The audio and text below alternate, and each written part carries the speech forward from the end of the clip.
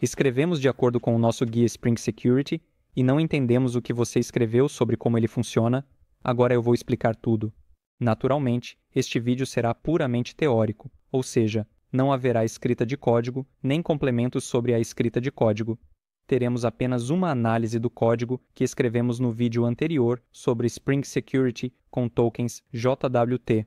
Então, vamos começar. E a primeira coisa que vamos analisar é o serviço JWT. Colocamos a anotação de componente aqui, porque a anotação de componente indica que esta classe é um componente do Spring, que será registrado no contexto da aplicação. O Spring irá gerenciar seu ciclo de vida e injeções de dependência.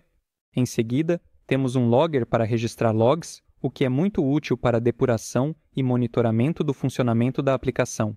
Na linha 21, ocorre a injeção do valor da variável JWT-secret. O JWT-secret armazena a chave secreta que é utilizada para assinar o JWT.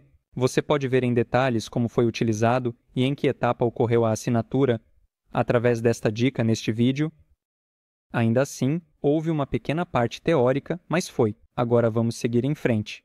Estamos passando para o GenerateAusToken. Este método, que cria o token JWT e o token de refresh durante nossa autorização, é exatamente sobre o que também falamos, ou seja, o token JWT, com o qual vamos navegar pelos endpoints, e o token de refresh para que possamos atualizar nosso token principal, porque, por exemplo, como está configurado aqui, ele vai durar 1 minuto.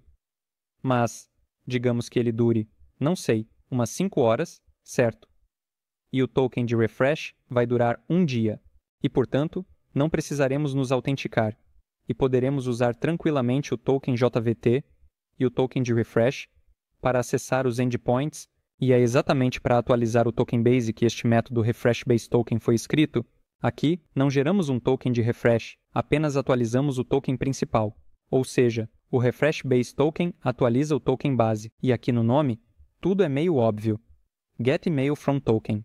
Ele pega o e-mail do token. No JWT, o e-mail geralmente é armazenado no campo subject. Para isso, usamos a biblioteca JWTS, uma biblioteca que decodifica e verifica o token usando a chave secreta. Em seguida, temos um método que verifica a validade do token JWT. Se o token for válido e não tiver expirado, o método retorna naturalmente true. Caso contrário, ele captura as exceções correspondentes e registra o erro no log, retornando false. Agora, vamos passar para os métodos privados que escrevemos aqui. Este método gera um token JWT básico. Por ML, para a criação do token, novamente é utilizada a biblioteca JWTS, que assina o token usando a chave secreta. E, a propósito, o subject, sobre o que falamos aqui como extraímos o ML do token, aqui nós o gravamos e aqui nós o extraímos. Gerar token de atualização.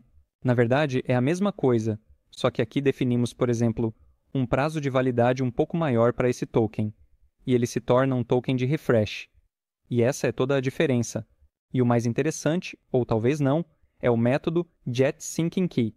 Este método retorna a chave para assinar o JWT, decodificando o valor da variável JWTSecret, que introduzimos anteriormente no formato base64 e criando a chave usando o algoritmo HMAC. Assim, podemos nos aprofundar aqui e ler tudo. Portanto, se você sentir falta de alguma parte teórica aqui, escreva o código ou copie do repositório. O link também estará na descrição, assim como estava na descrição anterior. Baixar, instalar e, consequentemente, percorrer a documentação, ler também. Vamos passar, então, para o Custom User Service IMPL. Temos o User Details Service implementado. Isso é parte do Spring Security. Então, se entrarmos nessa interface, veremos que ela tem apenas um método. Novamente, tudo está escrito na documentação. Baixe e leia. Portanto, não vou explicar o User Repository. Se você já escreveu uma aplicação Spring, entende perfeitamente para que servem o User Repository, o serviço e o Required Args Constructor. Então, o método LoadUserByUsername. Este método aceita um nome de usuário, que pode ser um e-mail ou um login. Assim, ele tenta encontrá-lo no banco de dados. Se ele o encontra, tudo bem, ele o mapeia para Custom User Details e tudo certo e retorna. Se ele não encontrar, ele lança uma exceção informando que não encontrou tal usuário. Tudo claro aqui. Também temos o Custom User Details. Vamos em frente. Custom User Details é uma classe de registro, uma classe record Em Java, é um tipo especial de classe projetada para armazenar dados imutáveis. As classes de registro geram automaticamente construtores, métodos equals, hashcode e toString, além de getters para os campos. Eles oferecem uma maneira mais concisa e conveniente de criar classes cuja principal função é armazenar dados. Quando escrevemos Public Record Custom User Details, aqui indicamos qual objeto será contido por esta classe, ou seja, que objeto ele irá armazenar. Neste caso específico, é o objeto user, que possui login, senha, data de nascimento, provavelmente, etc. Mas aqui especificamente estamos definindo a lógica. GetPassword, GetUsername. Se precisamos, por assim dizer, de algumas authorities, então precisamos pensar em um sistema de papéis. Como eu não tinha nenhum sistema de papéis, eu naturalmente não o implementei, porque para o básico isso não era necessário. Mas se você estudar a documentação, na verdade não é tão difícil implementá-la aqui. Se você realmente precisar e não conseguir, escreva nos comentários. Eu explicarei como fazer isso já com as funções de papéis. Aqui está tudo claro. Get password, get username do account non-expired, passport get do account non-exp. Verifica se o prazo de validade da conta do usuário não expirou, uma vez que atualmente ele retorna por padrão que não expirou. Aqui, non-locked significa que a conta não está bloqueada. Ela não está bloqueada, portanto, se quisermos de alguma forma implementar essa lógica aqui, precisamos apenas adicionar os campos correspondentes na classe user. E é isso. Na maior parte, ele aqui vai verificar, e com isso também podemos depois checar quem é o usuário. Se ele estiver bloqueado lá, simplesmente não o deixaremos entrar.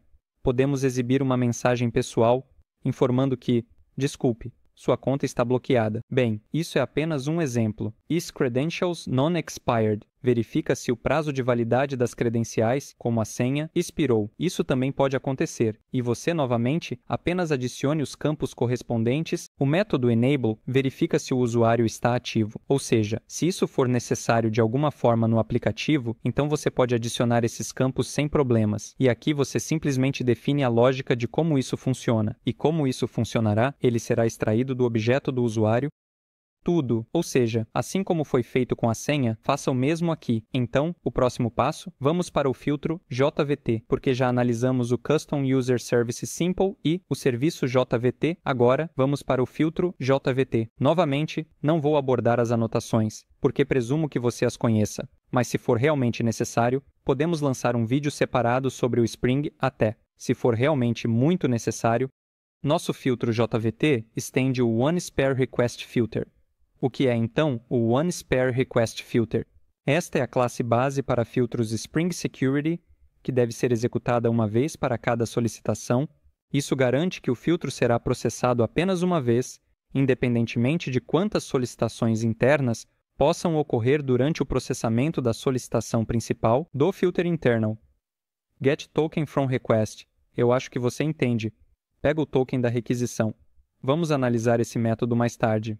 Verificação do token. Se o token existir e passar com sucesso na verificação de validade, através do JVT Service Validate, o token JVT, o filtro extrai informações sobre o usuário do token e as estabelece no contexto de segurança do Spring Security. Ou seja, temos este método setCustomUserDetails toSecurityContextHolder, que basicamente estabelece o contexto de segurança e o que acontece a seguir. Filter chain do filter request response passa o controle para o próximo filtro na cadeia. Se o token não for válido ou estiver ausente, a solicitação simplesmente é passada adiante na cadeia e o processamento da autenticação não ocorre. Em seguida, temos o método setCustomUserDetails toSecurityContextHolder para o contexto de segurança. Este método eu não vou explicar, aqui está claro. Nós obtemos novamente o e-mail do token. Aqui pegamos os dados do usuário do banco de dados. Encontramos pelo e-mail ou pelo nome de usuário, como você preferir, como você precisar. Neste caso específico, estou usando o e-mail. Em seguida, criamos um objeto de autenticação usando os dados do usuário carregados. Este objeto armazena informações sobre a autenticação atual e os direitos de acesso do usuário. Em seguida, configuramos a autenticação no contexto de segurança, Security Context Holder, Get Context Set Authentication. Authentication define o objeto de autenticação criado no contexto de segurança atual do Spring. Após isso, As informações do usuário estarão disponíveis em toda a aplicação. Método getTokenFromRequest. Este método extrai o token JVT do cabeçalho Authorization na requisição HTTP. Se o cabeçalho estiver presente e começar com bearer, o próprio token é retornado, removendo o prefixo. Se o token estiver ausente ou o cabeçalho não corresponder ao formato esperado, retorna null. Então, vamos para a próxima classe, SecurityConfig. A anotação Enable Web Security ativa a segurança da web no aplicativo e nos permite configurar os componentes do Spring Security. Enable Method Security ativa o suporte à segurança de métodos para gerenciar o acesso em nível de métodos individuais. A seguir, aqui usamos o filtro JVT, acho que isso já está claro. Então, o método Security Filter Chain. Este método é necessário, na verdade, para configurar o acesso. Simplificando, aqui configuramos onde o usuário pode acessar e onde o usuário não pode acessar. Aqui também serão configurados os papéis novamente. Se você tiver problemas com a configuração de papéis no Spring Security, escreva sobre isso nos comentários, nós iremos resolver, pelo menos tentaremos. O que estamos fazendo aqui, http basic abstract http configure disable struct.http.configure.disable. Nós desativamos a autenticação básica, pois estamos usando GVT para a autenticação em vez de sessão e cookies. CSRF abstract http configure disable. Aqui desativamos a proteção contra falsificação de solicitação entre sites, pois não é necessária ao usar GVT authorize http requests. Aqui definimos as regras de autorização para diferentes endpoints. Por exemplo, dizemos que para o endpoint user registration e alls, assim como todos os outros que vêm após alls, permitimos que usuários não autenticados tenham acesso a esses endpoints. Para todos os outros endpoints, exigimos autenticação. O que acontece nesta linha? Aqui, estamos definindo a política de gerenciamento de sessões como sem estado. Isso significa que as sessões não serão utilizadas e cada solicitação será processada de forma independente, o que é típico para aplicativos que usam JWT. Adicione o filtro antes. Eu acho que você já entende o que estamos fazendo aqui. Adicionamos nosso filtro JVT antes deste filtro. Classe Username Password Authentication Filter. Este é um filtro do Spring Security. Os dados passem pelo nosso filtro antes do Username Password Authentication Filter.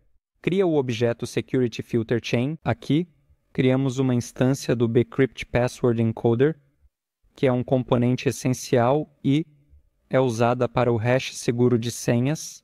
Neste caso, a força de hash está definida como 4. O que significa um nível moderado de complexidade de hash.